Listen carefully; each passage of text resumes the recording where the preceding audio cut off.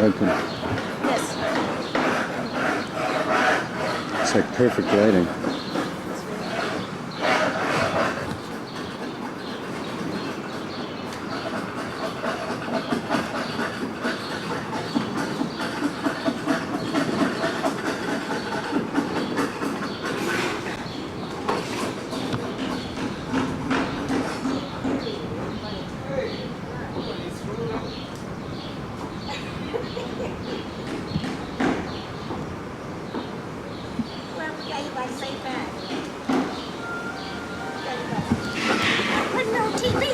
Yeah. I'm not. You don't want to be on? Really? All right, I'll turn it off. Yeah, go ahead. Chicago slices. Not yet. Chicago slices. What now? No, do it once.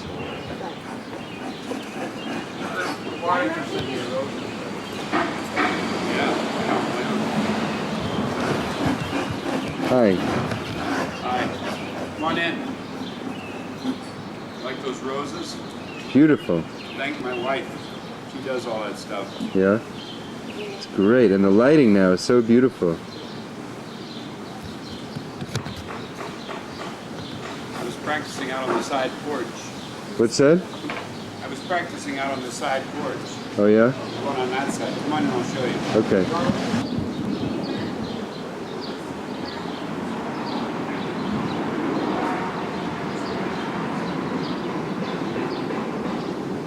I'm sorry, that affects the reeds. What's that? What were you saying? The reed. See, sometimes when I'm practicing inside with the air conditioning, I really don't know what it's going to be like when I play at Ravinia. So then I bring the reed out here, you know, as long as it's not too miserably hot, and play the reed outside so that I get a little feeling of, you know, what it's like. Octave key stuck. How do you like that? Very first thing.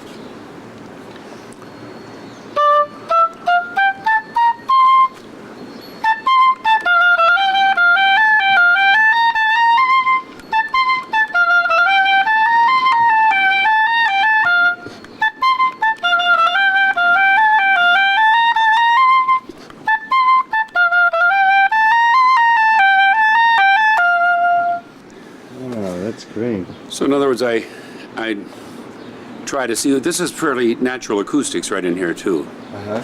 I mean, it's not like Ravinia. Ravinia, when you're on the stage alone, has a very big kind of echoey sound. It's much more flattering sound than this. This is, because of all the trees and everything, it's quite dry here. A spot on a city street like this, and you have a little, I call it a little paradise garden that my wife has here. I mean, I do some of the drudgery work, but she does all the planning and all the buying of all the stuff and telling me what to move where and all that. So you don't have to think about it too much. I don't have to think about it, no. You get the... But she planted, for instance, all these, this big, whether it's a spruce or pine or fir, I can't tell the difference, but this one here, we planted that as a little tiny thing. And then we have these big red Japanese maples that are so tall this year. This one's really sprung up. And then our ferns have kind of taken over. Yeah, this is great. Now, what were you saying about this being a city? Well, I mean, it's to be right in the city and have this kind of seclusion, you know, which it looks like you're way out in the country somewhere just for a second, you know. Yeah. But where are we in Chicago, actually? Well, we're on the near north side.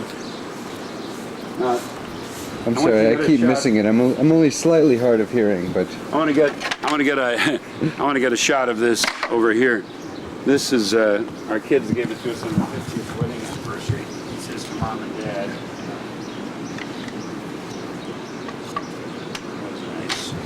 I don't know if you can get that. I got it fine, yeah. Can you? How long have you been in this place? We've been in this place about, let's see, since 1958. About 35 years. 35 years. I'm sorry. I've been in Chicago, this is my 40th year with the Chicago Symphony. Wow. And I'm retiring this year. after the summer at Ravinia, I'm free. So what's that like? Have you been a slave to your instrument, or is this all joy? We'll talk about that when you go inside. I'll show you some of the tools of slavery in there. That you have to make these things, you know. Huh. You can't buy them. This is the whole secret to the oboe tone up here, is in this little reed. It's in somewhat in the instrument too, but mostly in the reed. So this is a woodwind. Yeah, it's a woodwind, and it's a double woodwind. And the instrument has a conical bore. That is, it starts big at this end and in a linear way goes all the way to the small point at the top. And then the reed continues on with that and goes all the way to I don't know if you can see that, but it's like a pinpoint, like the eye of a needle at the top. So when you blow, you put this between your lips. You just play. You just play into that, and that makes all the noise that makes this instrument carry above a full symphony orchestra. Huh, amazing. So it's sort of like a clarinet, but it has looks like elegance. Yeah, it looks like a clarinet, but it's a much older instrument than a clarinet. Clarinet was only invented, it got into the orchestra about 1780. The oboe goes way back to ancient Egyptian times, and of course now with all this fancy key work. But take a look at this. Must be French because... yeah, it is French. It's Loré. Is that enough light for you? Yeah, it's fine.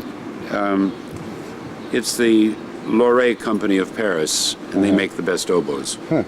And so I have some of their oboes, and I have even an oboe d'amore. Oboe d'amore it sounds like an oboe of love, and that's actually what it literally is, but it's slightly bigger than an oboe and has a more dulcet quality than an oboe. So you sit next to the clarinets in the orchestra? Right next to the flutes. The clarinets sit behind, in the row behind us, with the bassoons. So it's flutes, oboes, clarinets, bassoons. And you're a woodwind. Right. And this is made of wood? Yeah, it's well, the reed itself is made of a thing which technically is called a rhododendron. It's a reed that grows in southern France around the Riviera. And we go and buy it, and I'll show you how it comes out raw on the inside and how we make it into this. Great.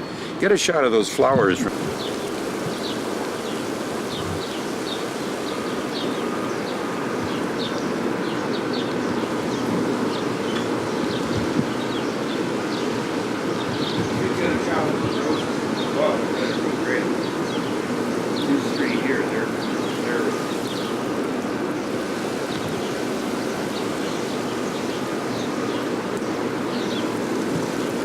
Over towards you here.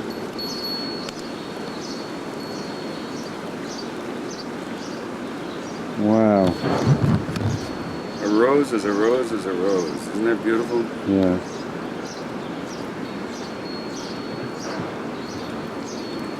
And this one is even different than the other two. This is a beauty too.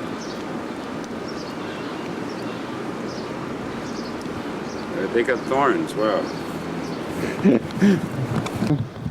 What kind of flower is this?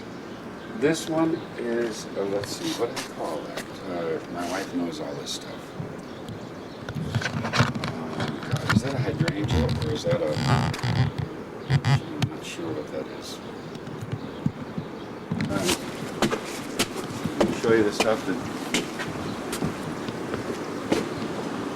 it's a nice shot out from here, the bench and the Japanese lantern up next to it.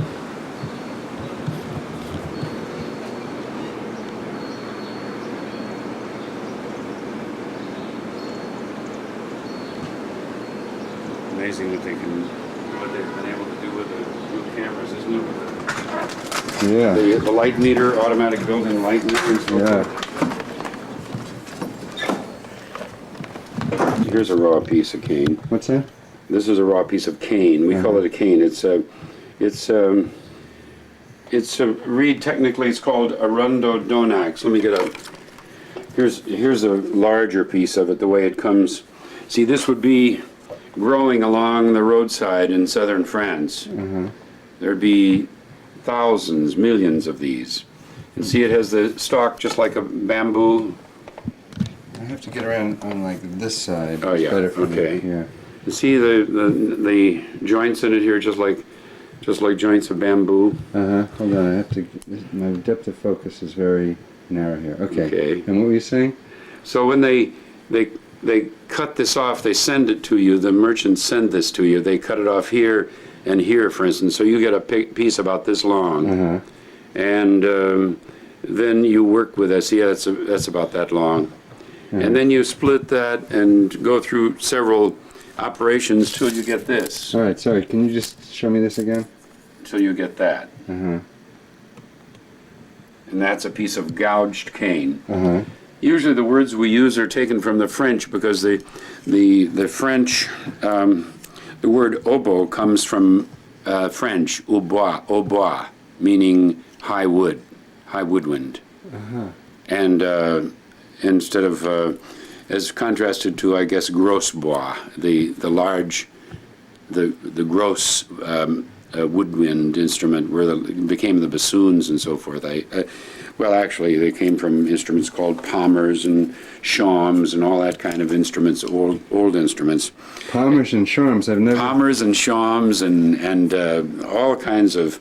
I've got instruments in here, for instance. So what do you think about all these synthesizers and sampling? Well, I think it sounds like, to us, it sounds like synthesizers and sampling. Never sounds like a natural instrument to us. Now here's a classical model oboe that was in use around Beethoven's time. And see, this is what they call, I believe this is boxwood. I'm not an expert on old instruments, so I'm not sure, but I bought this years ago for about 25 bucks. And how old is it? Oh, it's about 1820, I guess you'd say. It was in the Beethoven era. So you see, compared to the modern oboe, first of all, it's a little smaller because this one doesn't have as low a compass. This one only goes down to a C or a B natural possibly, and this one goes down to a B flat. So this is a little bit longer. But this was at a slightly lower pitch because the pitch has risen over the years. So this is what they call the next instrument after a Baroque oboe. And I got a bagpipe chanter, and I've got a bunch of little strange instruments in there. So you're not French derivation. No. But somehow you're a Francophile. Well, no, it's only because I'm an oboe player, and oboe players have to be, to a certain extent, Francophiles. Here's a letter I treasure a lot. It's a letter from our great conductor, Fritz Reiner. Let's see here.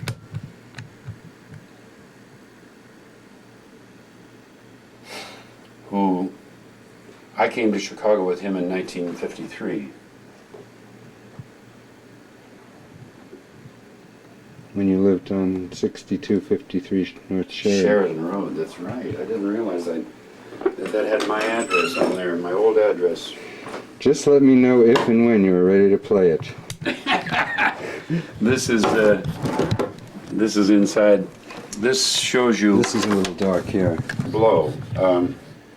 For instance, I read that I was playing outside just now. If I put this little tube in my mouth, Now what's you'd that? see this is ounces per square inch. Sorry, I'm a little behind you. This is ounces per square inch, and this Yeah. has a tube on it. Yeah. And I can put this in my mouth, and you can watch the meter.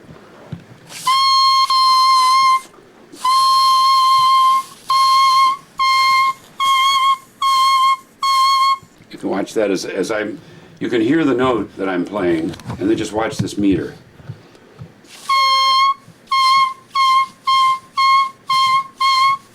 Now, 8 ounces is not very much. It's quite easy for you to blow. And even little kids can, just for a second, they can blow way up here to about 30. But I don't use pressures like that. I only use about 8 to up to about 20. And what do the different pressures do on the instrument? It makes it louder and softer, and it goes from the low register to the upper register. I For see. instance, if you want to listen as I do this, I'll try to play with this big damn tube in my mouth. It's kind of hard to do.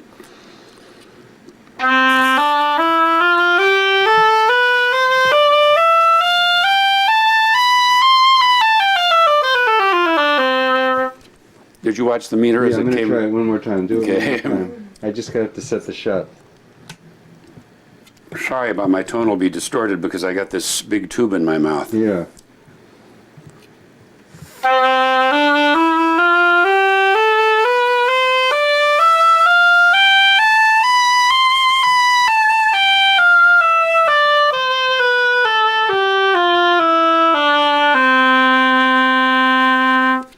So when I go into the low register, I'm only using 8 ounces of pressure, you see. I see. When I go to the upper register, I'm using much closer to 18 or 20. But we have to manipulate those pressures very quickly because we go...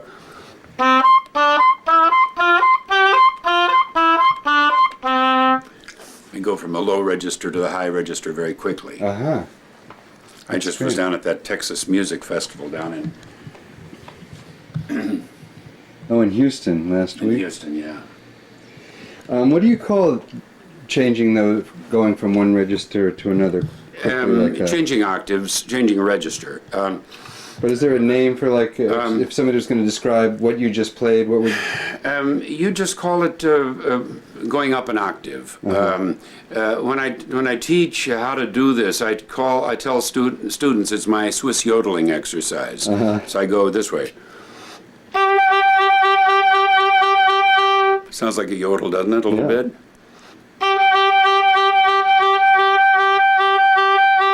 So the only thing that's taking place down here is I'm touching this one key, which is an octave key. But what I'm doing with my jaw is something quite different. And of course you can't see what I'm doing with my breath because that's all internal. But if we put the little device over there on me, you'd see that it's going 8 to 16, 8 to 16, 8 to 16. All right, let's do that.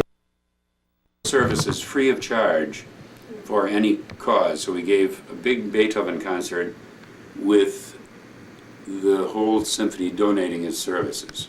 And I was the one who organized it.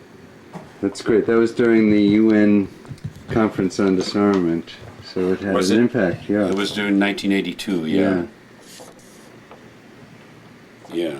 June 82 is when they had that big march I in New see. York and stuff. Yeah, I know that people in retrospect say, if we'd had a nuclear freeze like you guys wanted us, the Soviet Union wouldn't have collapsed. But that's a big controversial matter because a lot of people say that if it hadn't been for our artificial buildup, the Soviet would have collapsed much more. That they kept going because they could point to United States and say as an enemy, as the enemy, and you know. They finally did collapse, of course, their own way, but they might have collapsed earlier. A student of mine made this little, wife of a student of mine made this little block print, which is her first effort at block prints like that. It's an oboe in black and white.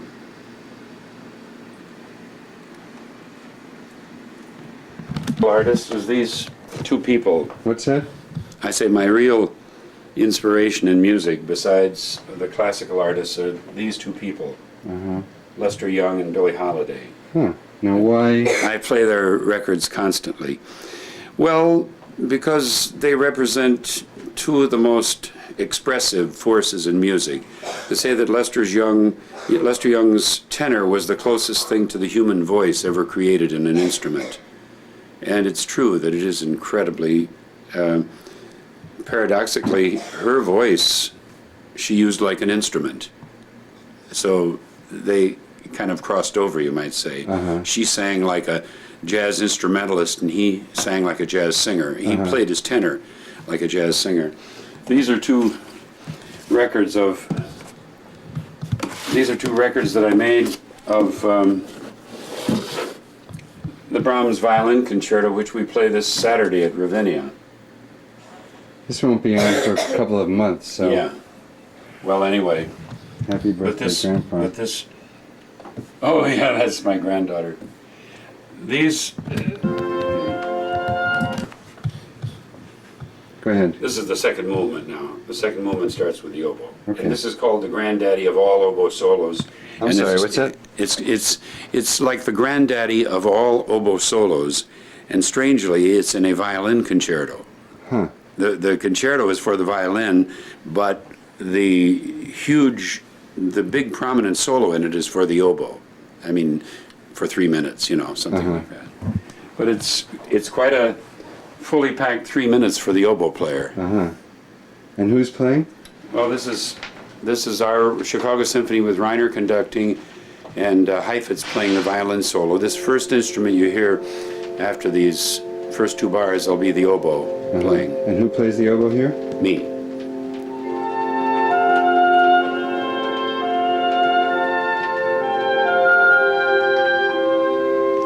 It's an old record, it's not reproduced too well here.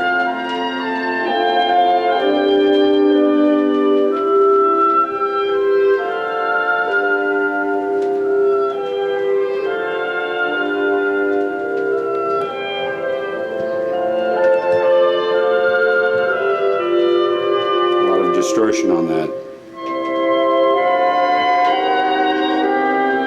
When was this recorded?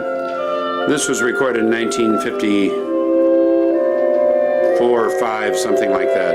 1955, I guess. So this is when you just had first... Come to the Chicago Orchestra. Let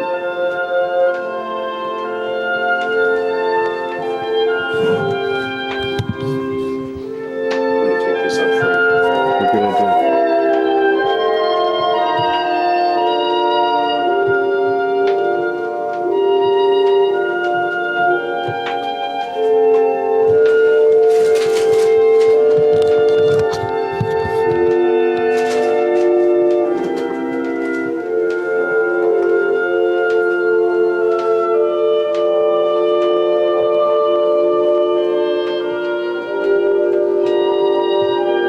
So the oboe has this whole melody before the violin comes in. He's just standing there waiting for me to finish.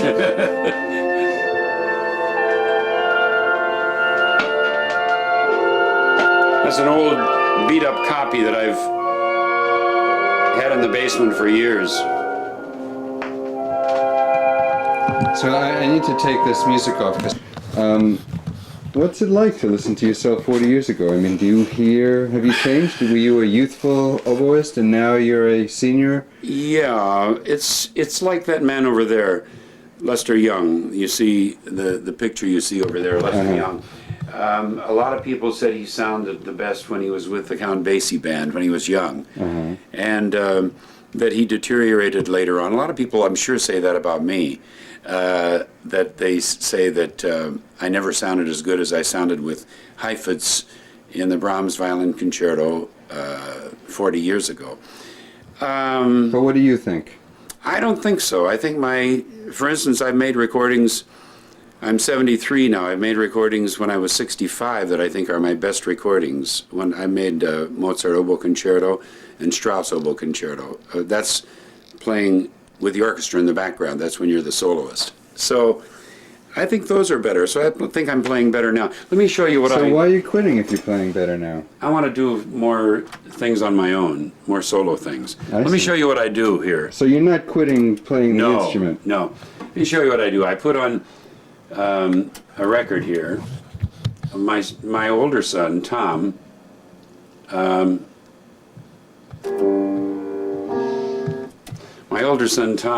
recorded this accompaniment just the other day for me. He did it in 3 minutes. Let me show you what I do. See what I do. So your son's a musician? Yeah, he wrote the cadenzas to my Mozart oboe concerto.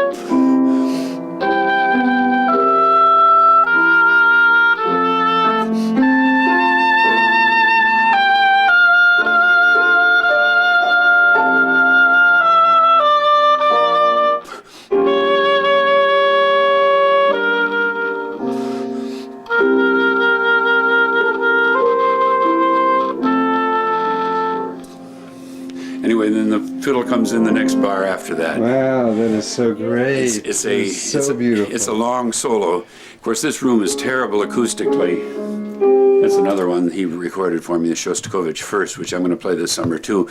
So Tom is so great with things like this. He just reads them off the page, the accompaniment, the orchestral accompaniment, and then I have them permanently here in this little DAT machine. And I have another DAT machine I have over here, which I stick the tape that I record in the other room from this portable DAT into this DAT machine, and I just hit a certain button here and it goes right to the spot. You see? Let me ask you another question. Let me clean my instrument out because it has water in the octave key. Oh, okay. This is a funny thing.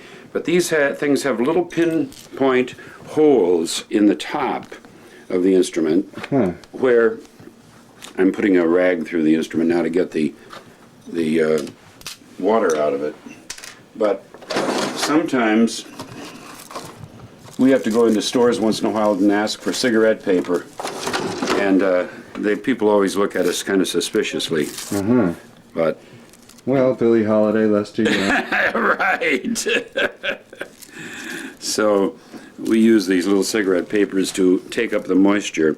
We put this under this little key here, and then we go, and then you have a little bit of moisture that collects. Actually stayed in there. I didn't get much out. So if I ever go to a store and buy cigarette papers and they... Just tell them you're an oboe player.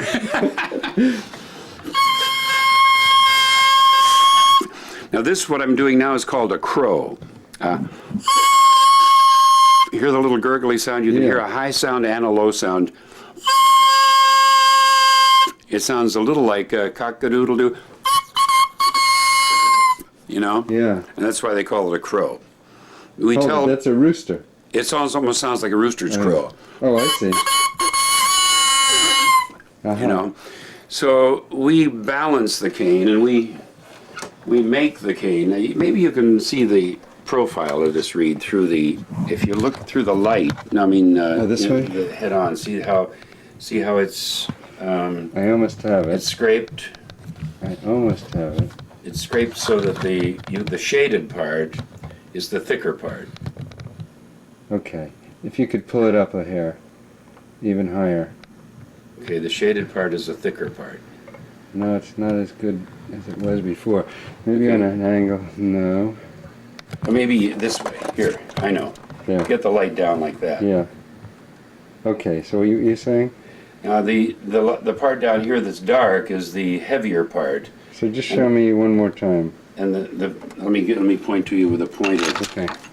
I have to adjust my focus, and it's very I see. critical because I'm on macro. Okay, you so understand that? yeah, since right. you- See now this section here, which is light, has more scraped out of it and it's thinner. But this part here is dark, and that is thicker. The cane. Now this down at the end is like tissue paper. It's so thin, and that's the part that vibrates the most when we blow. Down here, the thin part.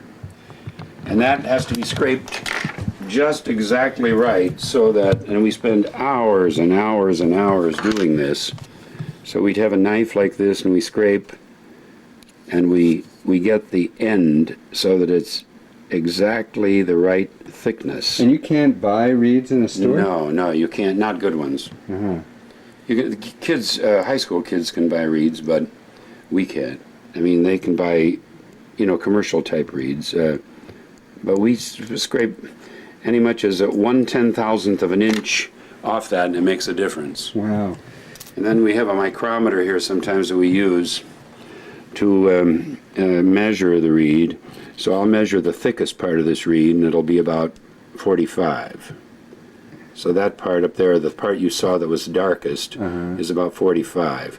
Now the thin part that I said was so microscopically thin is down around, well, let's see, it goes down to 10, and then wait, I haven't zeroed this thing. It goes down to 10, and then it drops off to 5. So it's only 5/100ths of a millimeter at the very bottom, right before it drops off there. So that's how thick that. Now 5/100ths of 1 millimeter is awfully thin. I can't think of anything I don't else. know how much that is in thousandths of an inches, but a human hair is about 9/100ths of an inch, approximately. Huh. How are you hiding so much there? So I want you to look at the camera, I don't want you to look at me. But she hears everything. Now, when you're playing these, just so articulate and Expressive. Pieces. I mean, is it an emotional experience or is it technical to you? It's always, there's always a certain emotional quality to it. If you didn't have a remembering of the emotional qualities that are in this piece and have to throw yourself, it would be probably very much the way a Shakespearean actor would throw himself or herself into a speech which means a lot to them, and they'd have to go through those same emotions every performance. And even in practicing the speech, they'd have to simulate those emotions. I mean, I'm not saying that I feel exactly the same emotions when I'm lying on the sofa listening to music that I feel when I'm actually performing it, or when I'm playing it in front of an orchestra, in front of an audience with an orchestra. But you have to really have in your mind, by the time you play this solo, if you want to play it successfully, you have in your mind the emotional concept of the solo, what it's about. So did you ever start? This solo is about, well, Brahms' music, for instance, is probably the most noble of any composer. And this is one of the most noble pieces he ever wrote. It has a certain amount of sentiment in it. It's like a great chorale in which the oboe plays the upper part of the chorale line. At the same time, he's given the oboe a chance to be incredibly expressive. And so the oboe can really spill its guts out, you might say, emotionally. Now, those instruments that you hear Tom playing, simulating on the piano, those are woodwind horns, flutes, clarinets, and bassoons. They're all. That's not supposed to be a piano. That's supposed to be with orchestra. But yes, he of just course. made this for me so I could practice with it. But I guess let me ask another question. What is this piece about then? Is there a story to this? People who don't know much about music want to know, well, there's no words. What is this about? This is simply the slow movement of a violin concerto, which expresses a great lyric idea, a great song, you might say. So it's a song without words. It's abstract. But it's a song. You can hear this tune a couple of times and you'll be humming it. It's one of those tunes. And it expresses it. There's a message. And yet it's incredibly simple. I mean, when he starts out by playing.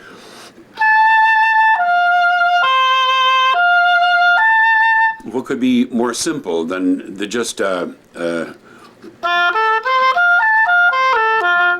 plain old triad, a chord, do, so, mi, do, so, mi, do, However, the way Brahms puts it together, let me put this.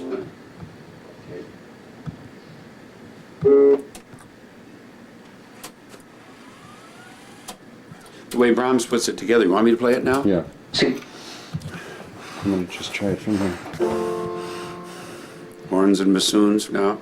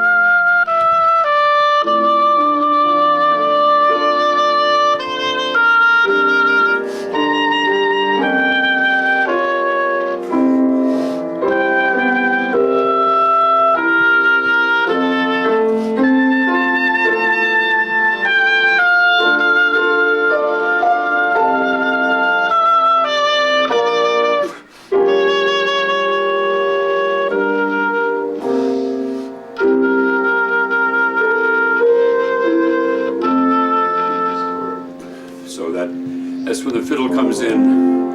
A couple of bars after that, the fiddle comes in with its same melody as I just played. Except. It's the sun. Oh, hi. Hi, James. Skip. James does all my gouging for me. You want to get a close-up of his gouging desk downstairs? Piece of cane, and he puts it in there. Sometimes the cane is a little small for him to split it that way, so use another piece, James. Big enough. Okay, so it fell into 3 parts. Uh-huh. Want to see him do that again? I would, yeah, because I don't always get it right this time, I'm afraid. Here you go, James. Just Put that in and do a little show him how lighting. you, slowly. He has to. Okay. Show him this arrow. It's like an arrow with little splitters on it. I see. He puts that in there.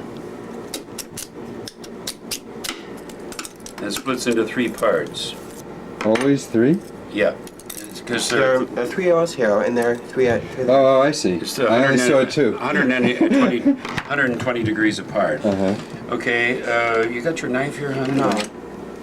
Here, let me. He now puts it through a thing that's called a filière, which I suppose is similar to the word filet.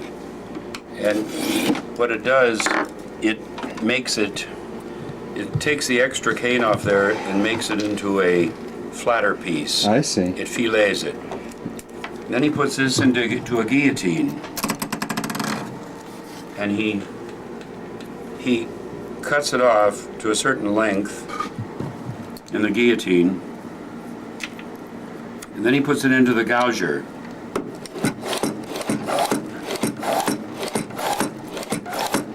See, each piece is a little curl, which is only 0.10 of a millimeter in thickness. Slightly thicker than a hair. Yeah, slightly thicker than a human hair, this is. Than some people's hair. Okay, you're right. Now this piece of cane, as he made it come out, has a certain resiliency to it. You flip it, and it flips back. It has a nice spring to it. In other words, it's not deadish, if it's good cane.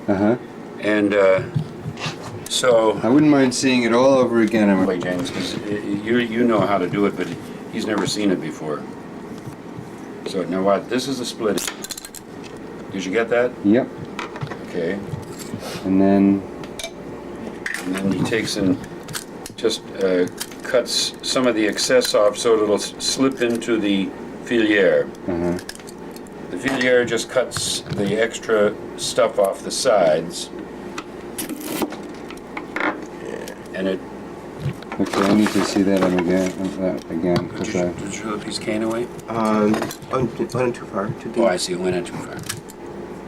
I took his knife upstairs to fix the garden gate. Oh. Let me do that. This is a lousy knife for this. There you go.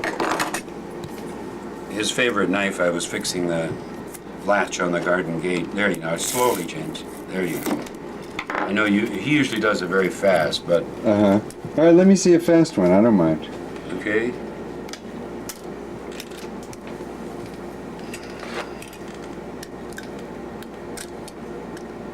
He's not used to this knife. This is a razor. Yeah.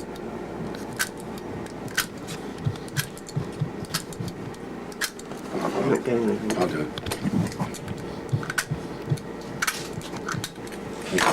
Now, see what he's done now is just to taper the end so it'll go into the little under the bridge here, and this bridge is a knife. Okay, but let me hear this clean. Okay. Now what? That's it. That was a tough one. So yeah, it was a tough one. Now he puts it into, this is a guillotine. Okay, go There's ahead. actually a little gate that comes up and down right there. Yeah. And it has a blade on the bottom of it. It's just like chopping a head off. Yeah, let me see. I don't know if you can get underneath that head. It's going to be too hard. I think I'm all right. They're not going to use, they'll just use fast cuts of this anyway. Yeah, right. Okay, so he chops that off. Then he puts it into the gouging machine. Okay, let me... And now I am rolling, yeah.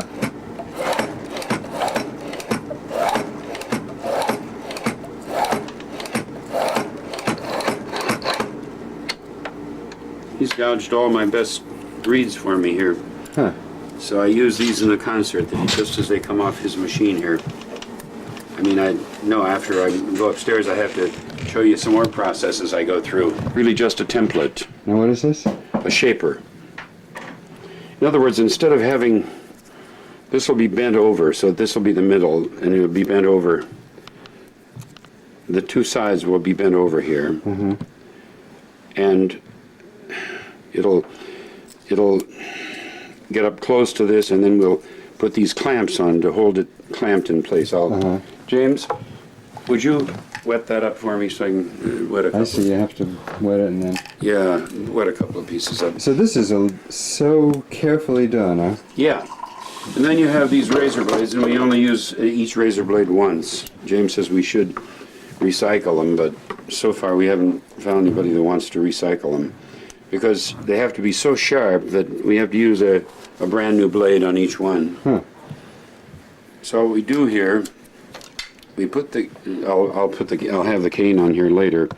We put the cane on here, we clamp it on, and then we make it exactly this shape. Because if you didn't have it exactly this shape, you couldn't make a reed out of it. Because it has to, eventually, after you make it into this shape, it has to fit onto this little staple here. This is called a staple. And it's an extension of the bore of an oboe, like that. This is a staple. Yeah, this is the staple, and that terminates in that tiny little hole there, which is only, what, about a 1/16 of an inch in diameter. And that's where the cane goes, and then you scrape the cane.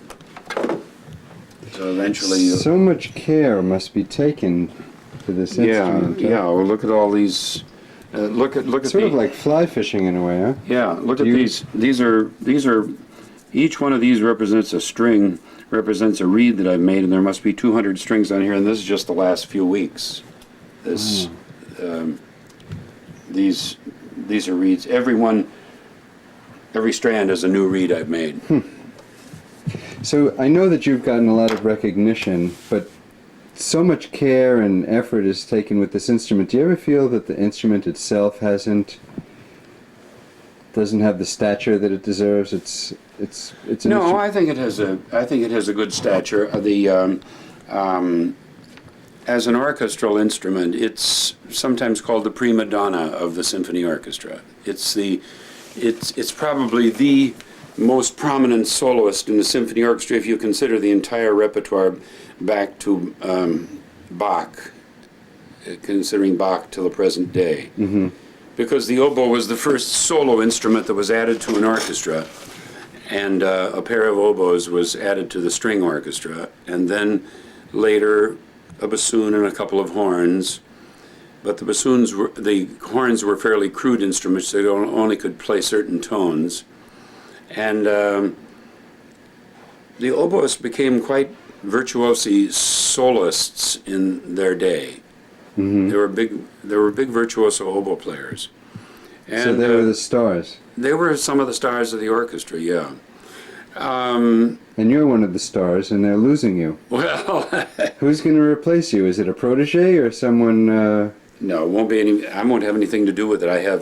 I'm not on the committee, and I told them that I didn't want to be in on the selection process. They asked me if I would be, and I said no. That I'd rather have them find somebody themselves. So what are you going to do specifically? After I leave? Yeah.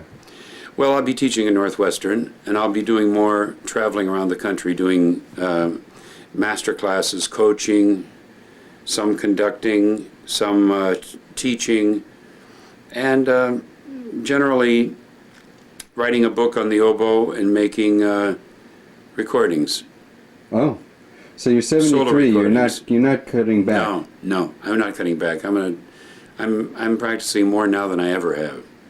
Isn't that great? Do you find that there's times when you're breaking through areas of the instrument that you hadn't broken through before? Yeah, or did you right. just pretty much That's do you right. have it covered? Those are very good questions. You sound like you're You sound like you're somebody who's given a lot of thought to any profession. This is what you do.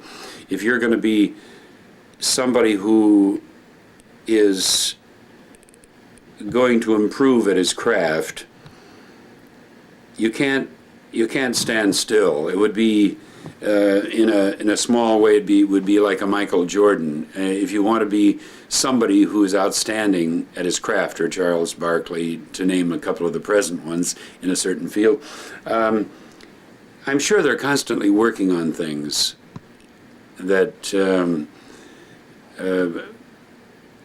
that sort of challenges them every day. They're really challenging themselves all the time. And I try to do that too. I try to, that's one of the reasons I love teaching, because when I teach, I'm challenging my students and I'm holding myself up. But doesn't all that bad student playing drive you crazy sometimes? No, I don't have bad students. I have good students. Well, you're lucky. They better be good or they don't stay at Northwestern. I see. Yeah, they have to be good. But I'm sorry, what were you saying about finding challenges? You find challenges to, your body's getting older all the time. And usually your reflexes are not as good. And things about your body are not as good, so you have to find ways to make yourself more efficient just to keep treading water. If you want to improve, you really have to find new ideas all the time and really be delving into, see, a lot of the things we do on the oboe is a kind of, involve a kind of self-hypnosis. I mean, this instrument, for instance, this instrument takes, this reed takes only 3 liters of air. That's about a quart, 3 quarts of air per minute. I mean, you can imagine a little 3-quart bag like this, if you squeezed it as fast as you could, forced a lot of air through it, and it took you 1 whole minute to get rid of that little bag of air. It's only a small bag of air, but that's how much. How much air do your lungs hold? My lungs hold about 4.5 liters. So consequently, I can play over a minute on one note. For instance, see if I can do that for you. I don't know whether you'd want this. Do we have a clock on the wall there? Yeah. Let me Okay. see if I can. A whole minute we're not going to be able to. He'll never use it in the edit, so it doesn't really No. pay. But if you want to do it as a challenge, that would be fine. Okay, how many minutes is this going to be, this whole show? That's what I was doing.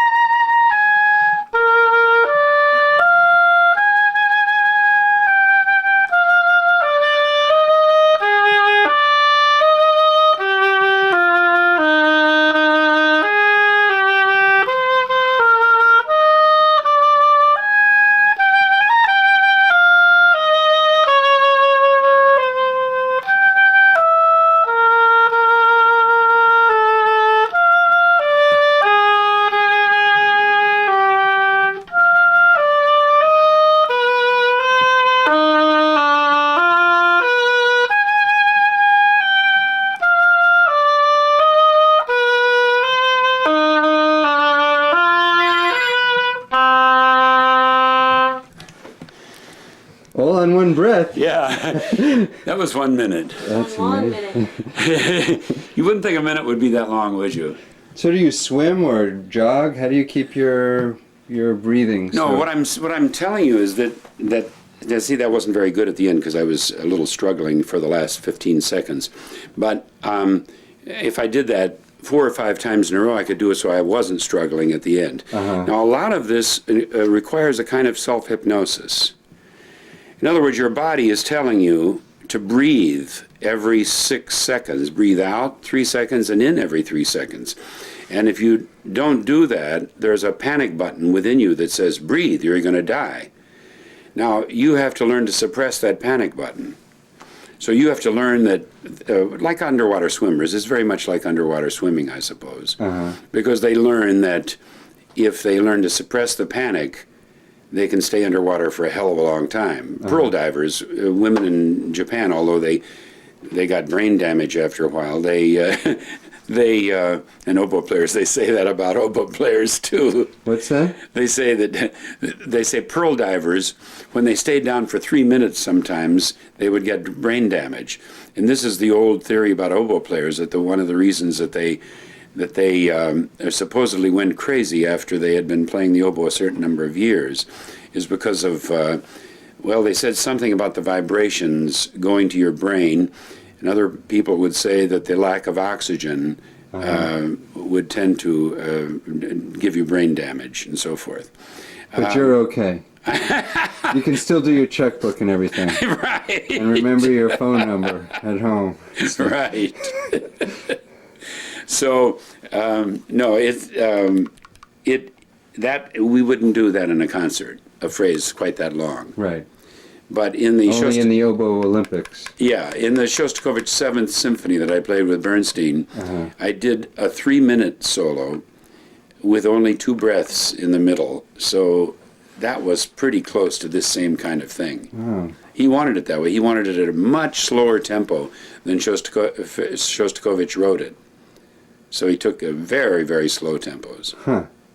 So he did that just to give you a hard time? He was No, he mad did at it because he thought it would be better that way. So you enjoy that, I'll bet, that when somebody is really demanding, because you're at a level where you'd rather they Now, when I was challenge playing you. that, I was having no trouble at all till about the last 15 seconds, where you could hear me shaking a little bit, and then I was. See, that's something that you heard that I think. I was forcing the instrument right there toward the end. Yeah. I was feeling I've got to get a breath. Now, if I did this 5 times in a row, Then you'd taking a little faint. rest off each time, no.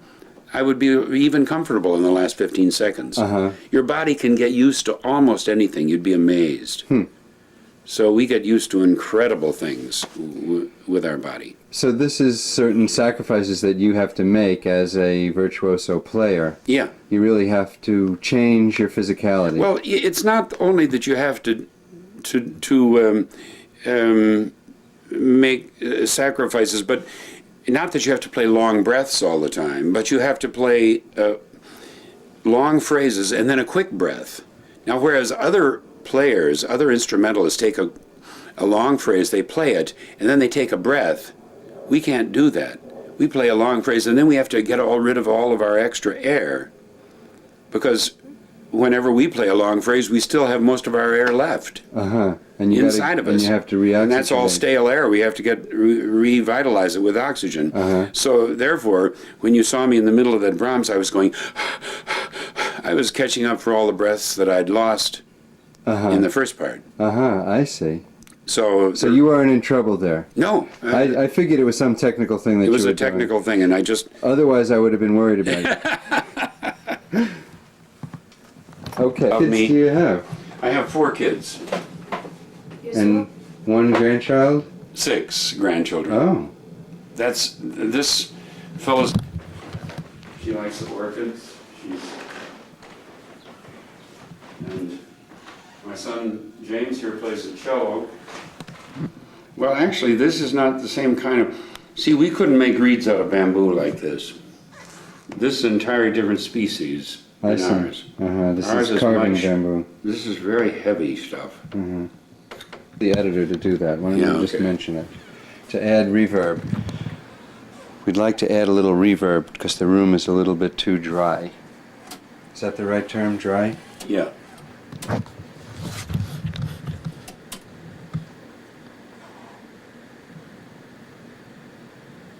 Oh.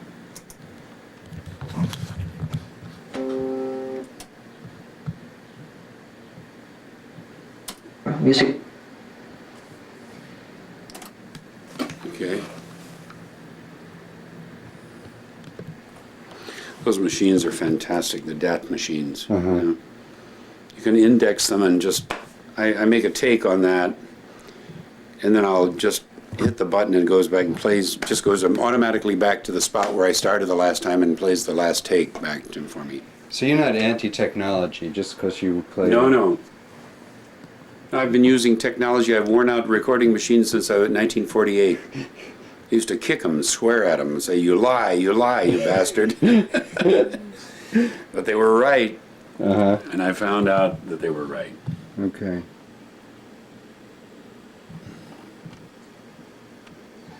Are you ready to go? Yeah.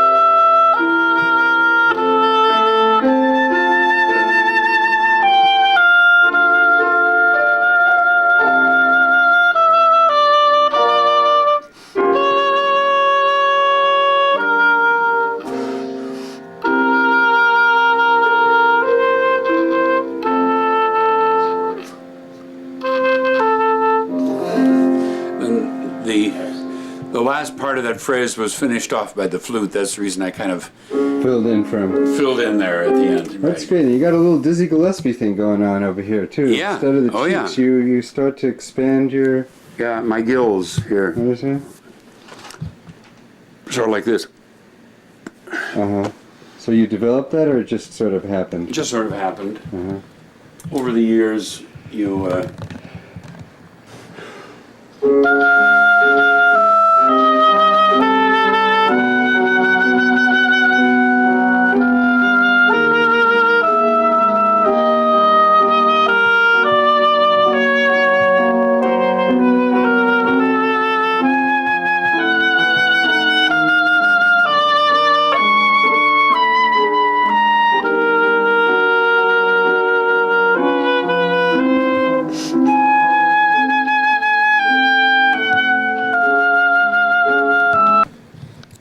So I took this piece of cane, one like this, and I just simply folded it in the middle, which makes it twice as short. I see.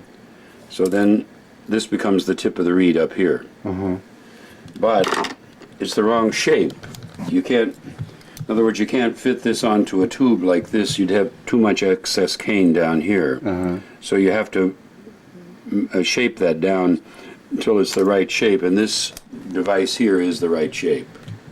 I see. Now these shapers are found experimentally by trying hundreds. I'm cutting off all the excess cane except, you see one side is curved here and one side is straight. Turn my razor blade around.